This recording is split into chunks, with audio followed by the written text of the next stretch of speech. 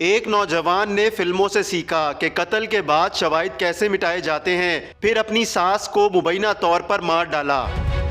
गला दबाने के बाद उसने अपने नाखून वो काटे कि किस तरीके उसका डीएनए ना आ जाए। इसने फिर उसकी कमीज़ चेंज करके एक नाला है वहाँ पे फेंक दी। ड्राइविंग के इलाके में एक खातून की घर से पुलिस को लाश मिलती है और इसकी इत्तला पुलिस को एक 15 की कॉल पर मौसूल होती है। जब पुलिस वहां पर जाती है तो पता चलता है कि खातून को किसी ने गला दबाकर कत्ल किया है। खातून को कत्ल करने वाला मुलजिम खातून का दामाद निकला है। इस वक्त हमारे साथ मुलजिम की बीवी और मकतूला की बेटी 22 साला शरीन मौजूद है। इनसे जानते हैं। जहाँ बच्चे पढ़ाती हूँ, कपड़े सिलाई करती हूँ, मैं उधर दरस में थी। सिस्टम ऐसा था कि मेरे शोहर पढ़ने भी वहीं जाते थे, तो जिस दिन इसकी छुट्टी होती थी उस दिन मैं वहीं रहती थी और जिस दिन ये जाते थे मुझे साथ लेकर आते थे और सुबह लेकर जाते थे। उस दिन फिर क्या हुआ था? उस दिन एयरपोर्ट पर मतलब इम्तिहान देने गया था नौकरी के लिए, तो ये नहीं आया मुझे लेने, में वहीं थी। मैं पीर को ही वापस गई थी अपनी अम्मी के पास से। मंगल की शाम को इन्होंने मेरी अम्मी को कत्ल कर दिया। तो आपको किस वक्त पता चला कि आपकी वालदा को कत्ल कर दिया है? किसने आपको इतला दी? मैंने अपने शोहर को फ़ोन किया था। मैं दोनों टाइम ही करती थी कि अम्मी के पास जाओ, पता करो उन्होंने खाना खाया है नहीं, अगर नहीं खाया तो उन्हें होटल से खाना ला कर दो, उनसे आगे के आगे काम नहीं होता। तो मैंने इनको फ़ोन किया तो इसने मुझे बताया कि जी आज तो मैं आपकी अम्मी के पास सोया भी नहीं हूँ, मैं तो अपने घर हूँ और मैं खाना खाकर फिर ही जाऊँगा, फिर पता करूँगा। फिर इसने कुछ देर बाद मुझे फ़ोन किया कि आपकी अम्मी की तबीयत ठीक नहीं, मैं आपको लेने आ रहा हूँ। तो मैं परेशान होगी, मैंने सोचा शायद ब्लड हो रहा होगा, अम्मी की तबीयत ऐसे ख़राब हो जाती थी अक्सर। मैंने अपनी मेहनत भी वहाँ से ली कि अम्मी को दवाई वगैरह की ज़रूरत पड़ेगी। मैं दरवाजे पर आ गई हूँ, बाहर से ये आया है मुझे लेने। मैंने रास्ते में भी इससे बहुत पूछा कि क्या हुआ है, बताएं तो सही अम्मी को हुआ क्या। इन्होंने कुछ नहीं बताया मुझे। मैंने अपने चाचू को फ़ोन किया कि मेरी चच्ची हैं, उनको मेरी अम्मी के पास भेज दे, जब तक मैं पहुँचती हूँ उनकी तबीयत नहीं ठीक। तो मेरे चाचू ने फिर मुझे बताया कि आपकी अम्मी तो फोत हो चुकी हैं। फिर भी मेरे शोहर ने मुझे कुछ नहीं बताया पूरे रास्ते में। तो आपने अपने शोहर से पूछा नहीं कि वालदा तो इंतकाल कर गई हैं और आप कहते हैं मेरी वालदा की तबीयत ख़राब है? जी, मैं इस गुमान में थी कि शायद तबीयत ज़्यादा ख़राब हो गई हो, इनके आने के बाद इंतकाल किया हो मेरी माँ ने। मैं बस यही कह रही थी कि आप बताते क्यों नहीं कि क्या हुआ था अम्मी को, जब आप मुझे लेने आए थे तब होश में थी या नहीं, बोल रही थी या नहीं। इन्होंने मुझे कुछ कहा ही नहीं। नहीं, ये आपने कहा था कि अभी जो चाचू का फ़ोन आया आपके अंकल का, उन्होंने कहा कि वालदा इंतकाल कर गई हैं। ये आपने बात दौरान सफ़र उनसे डिस्कस की थी, उनको बताया था? अपने शोहर को? जी हाँ, कि वालदा इंतकाल उनके कर पीछे ही बाइक पर बैठी थी, उन्हें मेरे चाचू की आवाज़ आ गई थी। जब मैं रोई हूँ, घबराई हूँ कि अम्मी तो मुझे छोड़कर जा ही नहीं सकती। इनको पता चल गया था कि इसको किसी ने बताया कि इसकी अम्मी वफात पा चुकी हैं। तो जब आप अपने शोहर के साथ घर पहुंची हैं और जाहिर सी बात है वालदा का इंतकाल कर गया था, आपकी तो वालदा थी, आपकी ज़्यादा अटैचमेंट थी, बेटियां माँ के बहुत करीब होती हैं। उस वक्त जो आपकी सूरत हाल थी, क्या आपका जो शोहर था जो मुलजिम है उसको भी कोई गम था? आपने उसके चेहरे के तासुरात देखे उस वक्त? जी, रास्ते में तो रो रहे थे। जब मैं रोई हूँ, चीखें मारी हैं कि अम्मी कैसे जा सकती हैं, तुम तो कह रहे थे कि अम्मी की तबीयत नहीं ठीक। मैंने फिर भी घर आकर इनसे पूछा आप मुझे बताओ। मैं आई, मैंने अपनी अम्मी को देखा, मैंने देखते साथ ही मैंने कहा ये क्या हुआ, किसने मारा, ये जुल्म किसने किया। वहाँ बहुत सारे लोग मौजूद थे लेकिन कोई नहीं बोला। आपको लगता था कि किसी ने इनको मारा है या फिर नेचुरल कॉज ऑफ डेथ थी? जी, हर देखने वाला कहेगा गर्दन पर जख्म थे, चेहरे पर जख्म वाजिया थे कि बिल्कुल सुरख, गले पर, गाल पर इतना भारी जख्म था जिससे खून भी पहले निकल चुका था। बिल्कुल पता चल रहा था कि इसको मारा गया है। क्या लगते हैं ये? वो मेरे चाचू के बेटे हैं। मेरे अब्बू शुरू से कहते थे कि बेटा है नहीं, भाई के बेटे को बेटी दूंगा तो वो भी मेरा ही बेटा है, अगर किसी बगाने को देकर उसको यहाँ अपने सहारे के लिए रखूंगा तो इन्होंने नहीं रहने देना। इसलिए मेरे अब्बू की ख्वाहिश थी कि चलो भाई को दे देता हूँ। तो मेरे अब्बू की तो वफात हो गई, इन्होंने हाँ की नहीं मेरे अब्बू से, ये रजामंद थे ही नहीं रिश्ते के लिए। फिर मेरी अम्मी इद्दत में बैठ गई। जिस दिन इद्दत से उठी, इन्होंने उठने दिया ही नहीं कि पहले निकाह किया जाए फिर आपको इद्दत से उठाएंगे, और इन्होंने ज़बरदस्ती निकाह इसके माँ बाप ने ले लिया। मेरी अम्मी ने भी सोचा कि चलो कोई नहीं, मेरे शोहर की ख्वाहिश थी, शोहर नहीं रहा तो चलो मेरे बुढ़ापे का मैं अकेली रह जाऊँगी, खुद मांग रहे हैं, चलो कोई नहीं मेरी बेटी है मेरे पास रह जाएगी। मेरी अम्मी ने भी हाँ कर दी इनको। जब इन्होंने देखा कि शादी भी हो गई, रुखसती भी हो गई, निकाह भी हो गया, सब कुछ हो गया, लेकिन सिवाय बेटी के कुछ मिला नहीं, तो इन्होंने अपने रंग दिखाना शुरू कर दिए। क्या रंग दिखाना शुरू किए? कि आए रोज़ सास ने मुझे कहना अपनी माँ से जेवर लेकर आओ। मुझे कुछ नहीं इन्होंने दिया था, इन्होंने भी मुझे कुछ नहीं दिया कि अपनी माँ से पहले लेकर आओ, फिर जो बहुओं का हक होता है पहनाने का मैं भी पहनाऊँगी। मुझे मजबूर करती थी ये लेकर आओ वो लेकर आओ। और अपने शोहर के लिए जो फीस है इसकी बनती है अपनी माँ से लो, इसके पास पैसे हैं। तो अपने आपका जो शोहर तालीम हासिल कर रहा था वो उसके पैसे आप देती थी? जी, शादी के बाद से मैं ही दे रही हूँ सारा खर्चा, फीस, किराया, हर चीज़। आप पहले से ही पढ़ा रही हैं, शादी से पहले से, या फिर शादी के बाद आपने पढ़ाना शुरू किया? ये पढ़ तो पहले ही से ही रहा था, लेकिन शादी के बाद इसकी अम्मी ने जब हंगामा किया कि हमें ये चाहिए वो चाहिए और मुझे घर से निकाल दिया कि लेकर आओ, फिर मैं अपनी अम्मी की तरफ थी। मैंने इससे कहा अगर तुम्हें लगता है तुम्हारे माँ बाप ज्यादती कर रहे हैं तो मेरी तरफ आ सकते हो, अम्मी की तरफ। अगर तुम्हें लगता है कि तुम्हारी माँ ठीक कर रही है तो अपने घर रहो और मेरा सामान मेरी तरफ भिजवा दो।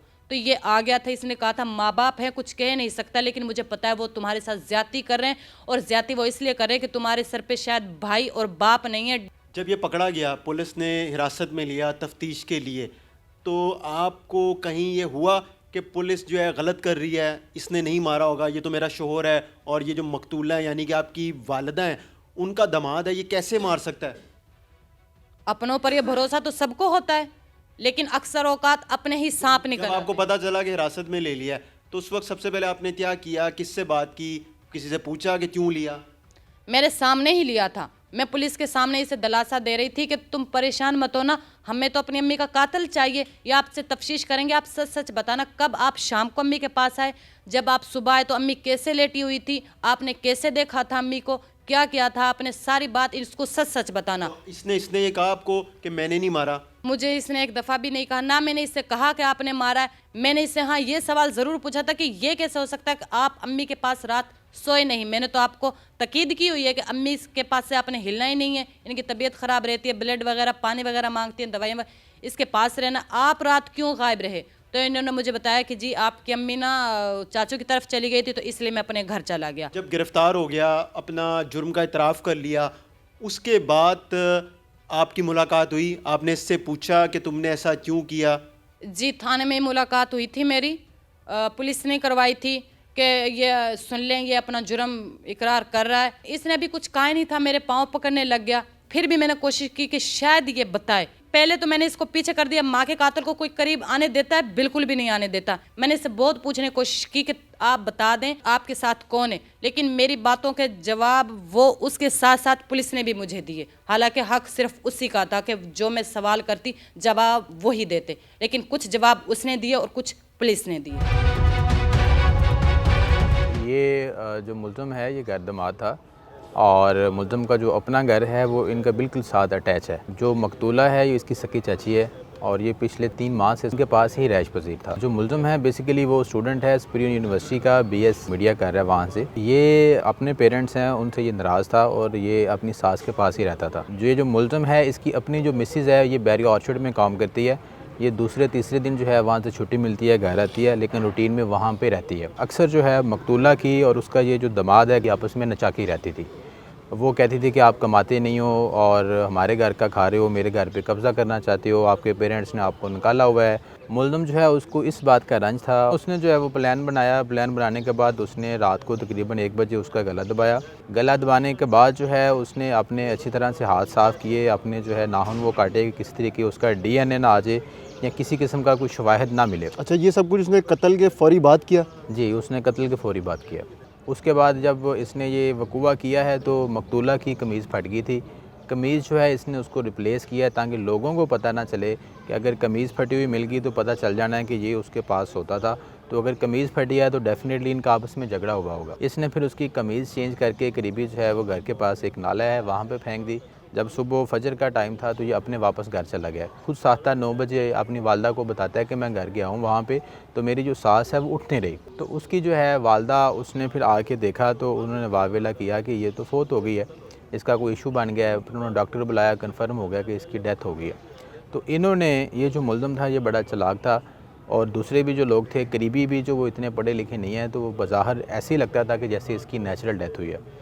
तो इन्होंने अपनी जो तदफीन की रस्मात थी वो इन्होंने शुरू कर दी। ना पुलिस को बताया ना किसी और लोगों को। जब अहले मोहल्ला को पता चला तो एक बंदे ने 155 पे कॉल की कि एक डेड बॉडी मिली है घर के अंदर से, वो चेक कर लें। जिस पे हमने पुलिस ने रिस्पॉन्ड किया तो हमने देखा कि जो उसकी गर्दन है उस पर निशानात थे, जो ब्लड है वो जमा हुआ था। ये बात नज़र आती थी कि इसका जो है ना वो गला दबाया गया, या जहाँ पे जितने लोग थे उनको इंटेरोगेट किया तो वो पता चला कि ये चूँकि 3 माह से उसके पास रहता था जब हमने ये मुल्ज़म को पूछा तो इसका कहना था कि मैं वाक़ईतन जो है अपनी सास के पास ही रैश पज़ीर था और मेरी जो मिसेज़ है वो बैरिया ऑर्चर्ड में होती थी।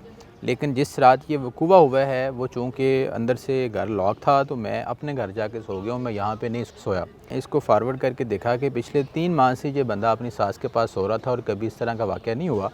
तो एक रात ये नहीं सोया तो ये वाक़या उसी रात उनका कत्ल हो जाता। हाँ, क्यों हो गया। उसके बाद जो है इसकी दूसरी फैमिली हमने उनको इंटेरोगेट किया। इसका फ़ादर था, इसका एक भाई है, वो भी स्टूडेंट है। जब हमने उनको अलग-अलग इंटेरोगेट किया तो पता चला कि ये रात को घर नहीं सोया बल्कि ये सुबह अर्ली मॉर्निंग फजर के बाद अपने घर गया। जहाँ से फिर हमें शक गुज़रा, शक पे फिर हमने जो है इसको इंटेरोगेट किया तो ये सारी स्टोरी फिर इस तरह निकल गई कि वो उसको बेसिकली अपनी सास से रंज था, वो इसको बातें करती थी जिस पे जो है वो इनकी जितनी बरादरी है उसमें इसकी बेइज्जती होती थी। उसका बदला लेने के लिए इसने कहा कि मैं इस बात का डोंगर चाहूँगा कि चूँकि वो एजड है तो इसकी नेचुरल डेथ हुई है, किसी को पता नहीं चला। लेकिन वो जो निशान थे गर्दन पे वो जो है उससे जो है स्टोरी आगे चली और हमने इंटेरोगेट किया और इस तरह फिर ये ब्रेक हुआ कि अच्छा, इसके पास ये आइडिया कैसे आया कि मैंने कत्ल के फ़ौरी बाद मैंने जो कमीज़ है वो करीबी नाले में फेंक देनी है मकतूला की, और उसके बाद मैंने अपने हाथों के नाखून काट लेने से डीएनए नहीं आएगा, पता नहीं चलेगा पुलिस को। देखें ये डिग्री कर रहा है बीएस डिजिटल मीडिया, तो इस तरह जो है यंग है, स्टोरीज़ देखता रहता है, इसको पता है कहाँ कहाँ से जो है वो मुल्ज़म ट्रेस हो सकता है। उससे पस स्टोरीज़ किस तरह की देखता है? ये क्राइम सीन स्टोरीज़ जो है जब हमने तफ्तीश की तो इसने बताया मैं क्राइम सीन जो स्टोरीज़ है वो देखता हूँ। मकतूला के फैमिली मेम्बर्स में से कौन कौन है, यानी कि उसके कितने बच्चे हैं? ये मर जाएगी तो घर मेरा हो जाएगा। मकतूला घर उसके नाम पे था? जी, उसके अपने नाम पे है और तो उसका वारिस कोई नहीं था, तो फिर इसको ये था कि घर भी मेरा हो जाएगा, मोटरसाइकिल भी हो जाएगी। तो इसने ये सारी चीज़ें कवर करने के लिए फिर ये मामला जो है ये वक़ूआ किया है।